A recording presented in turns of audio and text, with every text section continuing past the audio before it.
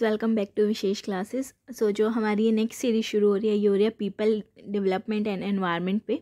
तो हम previous year question discuss करेंगे, साथ साथ उनके कंसेप्ट भी डिस्कस करेंगे कि ऐसा क्यों है, ठीक है, विद एक्सप्लेनेशन। और that is both in Hindi and English, ठीक है। मैंने ट्राई किया कि हिंदी और इंग्लिश दोनों ही जो स्टूडेंट्स जिनको दिक्कत होती है हिंदी में भी और इंग्लिश में भी, तो मैंने वो दोनों ही ट्राई किए हैं इस पर करने के। तो अगर आपने अभी तक मेरे चैनल को सब्सक्राइब नहीं किया है तो प्लीज़ मेरे चैनल को सब्सक्राइब कर लीजिए। अभी हम और बहुत सारी वीडियोस लेके आने वाले हैं पेपर 1 पे। तो हम शुरू करते हैं पीपल एंड एनवायरनमेंट का फर्स्ट, जो जून 2011 का है। तो फर्स्ट क्वेश्चन था, the Ganga action plan was initiated during the year. देखो पीपल एंड एनवायरनमेंट में बेसिकली क्या है कि आपको एनवायरनमेंट के बारे में पढ़ना है, पॉल्यूशन के बारे में पढ़ना है, मतलब नेचुरल कैलमिटीज़ हैं जो वो, और जो वेरियस स्कीम्स इनिशिएट की गई हैं उनके ईयर या फिर किसने की है, उनका बेसिक पर्पस क्या है। तो हमें ये तो इम्पॉर्टेंट है ही करना, ठीक है। उसके अलावा कि मतलब कि कौन से ऑक्साइड्स हैं जो हार्मफुल हैं, मतलब ऐसे। तो बेसिकली हम क्या करेंगे, देखो इतना हम लास्ट 2011 से लेके 2019 तक हम सारे डिस्कस करने वाले हैं, तो ऑलमोस्ट आपका सिलेबस भी कवर हो ही जाएगा उसमें, ठीक है। तो इस वजह से ही ये सीरीज़ लेके आई हूँ मैं। तो इसने पूछा है कि फर्स्ट जो गंगा एक्शन प्लान है वो इनिशिएटेड हुआ था ड्यूरिंग द ईयर। तो इसका जो आंसर है वो है 1986 में, ठीक है। देखो क्या था कि जो गंगा एक्शन प्लान था वो इनिशिएट हुआ था 1986 में, जिसने राजीव गांधी ने किया था। क्यों किया था?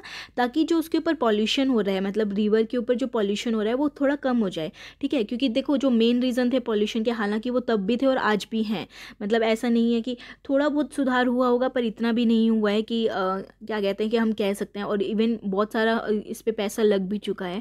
तो गवर्नमेंट कहती है कि उन्होंने किया है, बट स्टिल जो अगर हम ग्राउंड रिपोर्ट देखें तो बहुत मतलब है कि अभी भी बहुत सारे इश्यूज़ हैं उसको लेके।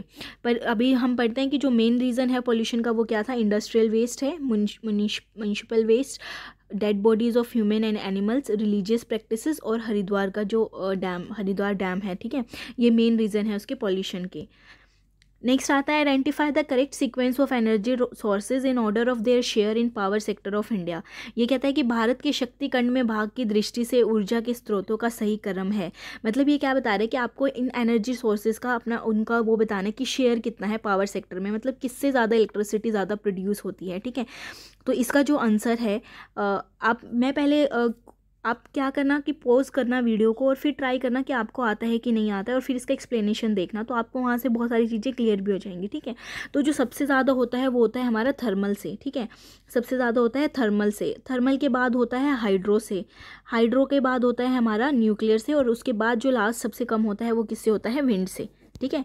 ये लेटेस्ट रिपोर्ट के उससे भी हम मान सकते हैं, फिर ऐसे मान सकते हैं कि जो इलेक्ट्रिसिटी कंज्यूम है इंडिया में जो जनरेट होती है वो सबसे ज़्यादा होती है, अबाउट 65% होती है थर्मल पावर प्लांट से, 22% होती है हाइड्रो इलेक्ट्रिक पावर से, 3% होती है न्यूक्लियर पावर से, और जो बाकी थोड़ी बहुत बच गई है वो अल्टरनेट सोर्सेज जैसे कि सोलर से, विंड से या बायोमास से, ठीक है। तो सबसे ज़्यादा किससे होती है, थर्मल से, डैट इज़ ताप्य, उसके बाद हाइड्रो डैट इज़ जलीय, न्यूक्लियर और लास्ट वायु से, ठीक है। तो इसका आंसर है बी, आंसर इज बी।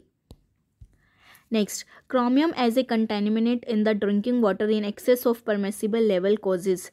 पेयजल में उचित से अधिक मात्रा में होने पर क्रोमियम एक संदूषक के रूप में कारक होता है। देखो इसने पूछा कि क्रोमियम जब हम उसमें डालते हैं, अगर उसमें अगर वाटर में पीने के पर्पज़ से, ठीक है, पानी जब हम पीते हैं जो ड्रिंकिंग वाटर होता है, अगर उसका लेवल अगर बढ़ जाता है तो वो क्या डैमेज कर सकता है, ठीक है। स्केलेटल डैमेज, कंकाल क्षति का, गैस्ट्रोनेशनल प्रॉब्लम, गैस्ट्रो संबंधी समस्या का, डर्मल एंड नर्वस प्रॉब्लम, चर्म और स्नायु संबंधी का, और लीवर और किडनी प्रॉब्लम्स, यकृत और गुर्दा संबंधी समस्या का, ठीक है। देखो इसमें जो आंसर है वो है लीवर का, लीवर और किडनी प्रॉब्लम पे ये सबसे ज़्यादा इफेक्ट करता है हमारा, ठीक है। देखो बोलते भी है ना कि पानी अगर सही नहीं है, अगर उसमें क्रोमियम, थोड़ा बहुत क्रोमियम हमारी हेल्थ को मतलब सही रखता है, पर जब एक्सेसिव हो जाता है, बहुत ज़्यादा हो जाता है, तो उसमें क्या होता है कि हमारे पास डायरिया होने के भी चांसेस हैं, स्टोमक और इंटेंशनल ब्लीडिंग्स भी होती हैं, क्रैम्प्स होते हैं, और जो लीवर और किडनी डैमेज भी क्या होता है, ज़्यादा होता है, ठीक है।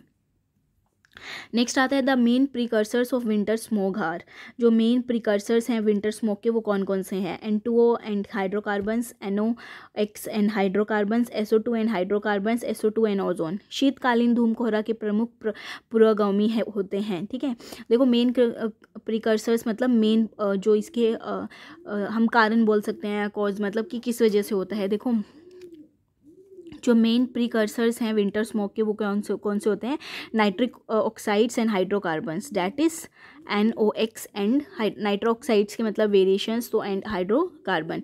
ठीक है, देखो सबसे पहले तो विंटर स्मोक होता क्या है? जब भी विंटर में, जब विंटर मंथ्स में क्या होता है, जब टेम्परेचर बहुत ठंडा होता है और एटमॉस्फेरिक इन्वर्जन्स जो कॉमन है, तो क्या होता है कि हमारी जो कॉयल और फॉसिल फ्यूल का यूसेज है हमारी बिल्डिंग को हीट या होम हीट करने में, होम या बिल्डिंग को, तो वो यूज़ होता है। ठीक है, तो ये जो कंबशन होता है, इसका जो धुआं निकलता है, मतलब कुछ भी है, तो ये क्या करता है? With the lack of pollutant dispersion under inversion characterize winter, तो इसी की वजह से वो क्या होता है, जो स्मोक फॉर्म होता है उसको हम क्या बोलते हैं? Winter smog formation. ठीक है, और जो प्राइमरी पॉल्यूटेंट है विंडो स्मोक का वो क्या है? नाइट्रिक ऑक्साइड और हाइड्रोकार्बन्स।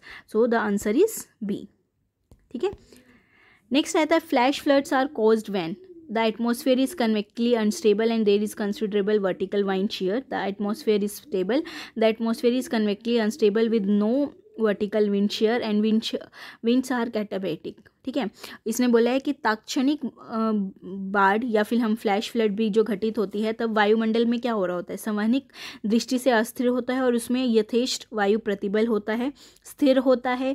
संवहनिक दृष्टि अस्थिर होता है एवं वायु प्रतिबल नहीं होता है और वायु अपचयी होती है। देखो फ्लैश फ्लड क्या होते हैं? सबसे पहली बात तो जो रैपिड इनलैंड फ्लड्स होते हैं ना, बहुत मतलब एकदम से रेनफॉल हो जाना, मतलब हैवी रेनफॉल हो जाना, मतलब सडन फ्लडिंग, मतलब बिल्कुल थोड़े से ही टाइम में बहुत मतलब ऐसे फ्लडिंग होना शुरू हो जाती है, तो ये सब चीज़ें उसमें आती हैं। ठीक है, तो यहाँ पे क्या होता है कि जो हमारा एटमॉस्फेयर है वो क्या है? कन्वेंटली अनस्टेबल होता है, और जो कंसीडर मतलब जो, क्योंकि हवा बहुत तेज़ चलनी शुरू हो जाती है, मतलब फ्लड्स आनी, बारिश बहुत तेज़ आना शुरू हो जाती है, सडन एकदम से बहुत एटमॉस्फेयर पे फ़र्क पड़ने लग जाता है, तो इस वजह से फ्लैश फ्लड जो इसका आंसर है वो क्या होगा? फर्स्ट। नेक्स्ट आता है इन mega cities of India the dominate source of air pollution is, Bharat के महानगरों में वायु प्रदूषण का प्रमुख स्रोत है तो transport sector, thermal power, municipal waste, commercial sector, परिवहन खंड, तापीय शक्ति, म्युनिसिपल अपशिष्ट, वाणिज्य खंड। देखो मैंने जितना देखा है, मतलब इसके मल्टीपल ऑप्शंस दिए हुए थे, ट्रांसपोर्ट सेक्टर भी दिया हुआ है, म्युनिसिपल वेस्ट भी दिया हुआ है, पर अगर हम देखें तो आज जो लेटेस्ट अगर उसमें देखें तो जो ट्रांसपोर्ट सेक्टर है उससे सबसे ज़्यादा पॉल्यूशन हो रहा है। ठीक है, एयर पॉल्यूशन सबसे ज़्यादा किसकी वजह से हो रहा है? Transport sector. तो मैं यहाँ पे रिकमेंड करूँगी कि आप आंसर ए पे ही लगाएं अगर ऐसा कुछ क्वेश्चन आता है तो। ठीक है, which of the following pollutants affect the respiratory tract in humans, निम्नलिखित में से, अभी हम दिसंबर 2011 के कर रहे हैं। ठीक है, निम्नलिखित में से कौन सा प्रदूषक मानव के श्वसन मार्ग को प्रभावित करता है? Carbon monoxide, nitric oxide, sulphur dioxide, aerosols. Carbon monoxide, nitric oxide, sulphur dioxide और एरोसोल्स। ठीक है, तो जो इसका आंसर है वो क्या है? Sulphur dioxide.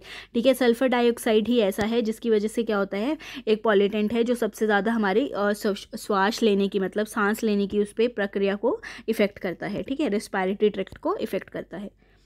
Which of the following pollutants is not emitted from the transport sector, इनमें से कौन सा ऐसा पॉल्यूटेंट है जो ट्रांसपोर्ट सेक्टर एमिट नहीं करता है? ठीक है, निम्नलिखित में से कौन सी प्रदूषित करने वाली वस्तु परिवहन क्षेत्र से उत्सर्जित की जाती है? ठीक है, oxides of nitrogen, chlorofluorocarbons, carbon monoxide, poly aromatic hydrocarbons, oxides of nitrogen, chlorofluorocarbons, carbon monoxides या फिर पॉली एरोमेटिक हाइड्रोकार्बन्स। देखो हमें पता है कि क्लोरोफ्लोरोकार्बन्स जो होता है वो बेसिकली किससे निकलता है? एसी या फिर फ्रिज, मतलब ऐसी कुछ कूलेंट से। तो ऑब्वियसली ट्रांसपोर्ट सेक्टर में ऐसा कुछ नहीं होता है, तो जो मतलब एसी जो हमारा घर पे लगा होता है, ठीक है, तो उसकी वजह से तो ये जो ट्रांसपोर्ट सेक्टर की नहीं निकलता है, मतलब जो पॉल्यूशन होता है वो कौन सा होगा? क्लोरोफ्लोरोकार्बन्स। ठीक है, क्लोरोफ्लोरोकार्बन्स एक एंथ्रोपोजेनिक कंपाउंड्स है जो रिलीज हुए थे एटमॉस्फेयर में 1930 से रिलीज हो रहे हैं, जैसे हम एयर कंडीशनर जो हमारे एसी घर पे लगे होते हैं, ठीक है, रेफ्रिजरेटर में जो ब्लोइंग एजेंट्स होते हैं, फोम में इंसुलेशन होते हैं और जो पैकेजिंग मटेरियल होती हैं उनमें से निकलता है।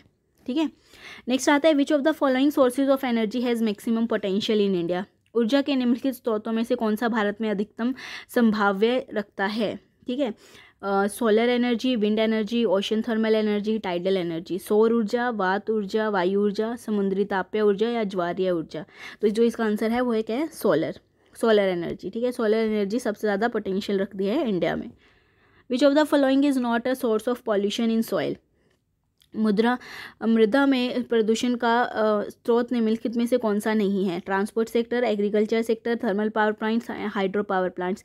परिवहन क्षेत्र, कृषि क्षेत्र, तापीय ऊर्जा संयंत्र और हाइड्रो पावर प्लांट्स। देखो इसका भी आंसर बहुत कहीं जगह कुछ दिया हुआ है, कहीं जगह कुछ, पर जो इसका आंसर है वो क्या है, हाइड्रो पावर प्लांट्स हैं। क्यों? क्योंकि आजकल एग्रीकल्चर सेक्टर भी इफेक्ट करता है। अगर आपने पेस्टिसाइड्स, फर्टिलाइजर्स या कुछ अच्छे से यूज़ नहीं किए हैं, या फिर आपने जैसे उस सॉइल पे करना था एग्रीकल्चर वैसा नहीं किया, तो उस पर इफेक्ट करता है, वो उसका एक पार्ट ऑफ पॉल्यूशन हो जाता है। ठीक है, तो मैं मानती हूँ कि एग्रीकल्चर सेक्टर एक सोर्स है पॉल्यूशन का सॉइल में, ट्रांसपोर्ट सेक्टर भी है, थर्मल पावर प्लांट्स भी है, पर जो हाइड्रो पावर प्लांट्स हैं वो नहीं है। तो मेरे उससे इसका जो आंसर होना चाहिए वो क्या होना चाहिए, डी। नेक्स्ट आता है which of the following is not a natural hazard. मतलब निम्नलिखित में से कौन सी प्राकृतिक आपदा नहीं है। प्राकृतिक आपदा आपको पता ही है, जो प्रकृति के द्वारा होती है उसको हम क्या बोलते हैं, प्राकृतिक आपदा। ठीक है, जैसे अर्थक्वेक, सुनामी, फ्लैश फ्लड्स, भूकंप, सुनामी, आकस्मिक बाढ़ और न्यूक्लियर एक्सीडेंट, नाभिकीय दुर्घटना। देखो इसमें जो न्यूक्लियर एक्सीडेंट है वो एक प्राकृतिक आपदा नहीं है वो। ठीक है, वो ह्यूमन की उससे भी हो सकती है या अचानक हो सकती है, मतलब अचानक किसकी वजह से ही, पर मतलब क्योंकि हमने वो सेटअप ऐसा किया हुआ है, मतलब कि कुछ ऐसा हो गया एकदम से दुर्घटना हो गई, तो वो नेचुरल नहीं है। ठीक है, तो जो नेचुरली मतलब जो प्रकृति की उससे होती है वो कौन कौन सी है, भूकंप, सुनामी और आकस्मिक बाढ़। नेक्स्ट आता है ecological footprint represent area of productive land and water to meet the resources requirement, energy consumption, CO2 emissions per person, forest cover.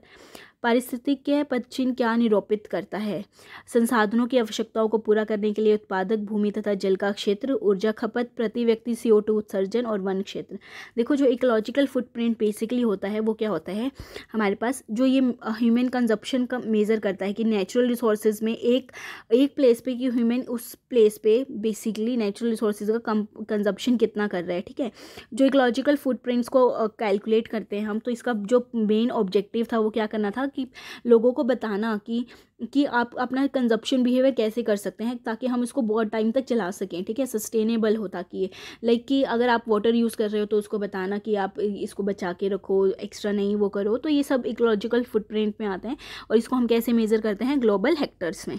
तो यहाँ पे जो इसका आंसर होगा वो क्या होगा, area of productive land and water to meet the resources requirements. ठीक है, तो अभी ये हमारा लास्ट अभी ये सीरीज़ का फर्स्ट ही लेक्चर था, तो अभी ये लास्ट क्वेश्चन था। तो हम अभी और बहुत सारी सीरीज़ इस पे लेके आने वाले हैं, बहुत सारे लेक्चर्स लेके आने वाले हैं। 2019 तक मैं सारे कंप्लीट कराने वाली हूँ इसके। ठीक है, तो अगर आप अभी तक आपने मेरे चैनल को सब्सक्राइब नहीं किया है तो डू सब्सक्राइब माई चैनल। और मैंने पेपर 1 से रिलेटेड और भी बहुत सारी वीडियोज़ डाली हुई हैं, लॉजिकल रीजनिंग पे, ICT पे, ICT के प्रीवियस ईयर क्वेश्चन की भी एक सीरीज़ चल रही है। तो अगर आपने वो वीडियोज़ नहीं देखी हैं तो वहाँ जाके देखिए, आपके लिए बहुत हेल्पफुल रहेंगी। वो भी ऐसी हिंदी और इंग्लिश में है। तो मिलते हैं नेक्स्ट वीडियो में। Stay tuned, stay at home and take care.